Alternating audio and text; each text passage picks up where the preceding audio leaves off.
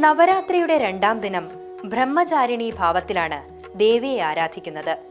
ഇച്ഛാശക്തി, ജ്ഞാനശക്തി, ക്രിയാശക്തി സ്വരൂപിണിയായ ദേവിയുടെ ശക്തിഭാവങ്ങളാണ് ബ്രഹ്മചാരിണി.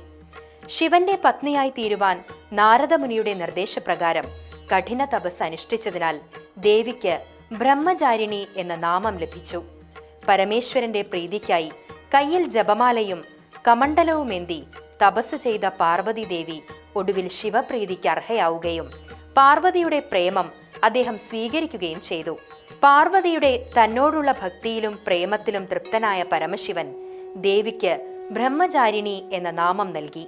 പുരുഷനും ഈശ്വരന്മാർക്ക് തന്നെയും അവധ്യനായൊരു ദുഷ്ടനെ ഇല്ലാതാക്കുകയായിരുന്നു ദുർഗയുടെ അവതാര ലക്ഷ്യം എന്നു പറയുന്ന ഐതിഹ്യത്തിന്റെ സൂക്ഷ്മപാഠം ശ്രദ്ധിക്കുക.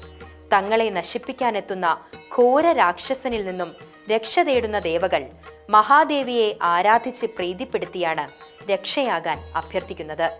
സ്ത്രീയെ ആദരിക്കുകയും ആരാധിക്കുകയും ചെയ്യുന്ന സമൂഹത്തിന് അഭിവൃദ്ധിയുണ്ടാകും. സ്ത്രീകളെ ആദരിക്കണമെന്ന് പഠിക്കുന്ന കുഞ്ഞുങ്ങൾ മറ്റു മനുഷ്യരെയും സഹജീവികളെയും പ്രകൃതിയെയും സ്നേഹിക്കുന്നവരും സംരക്ഷിക്കുന്നവരുമായി വളരും.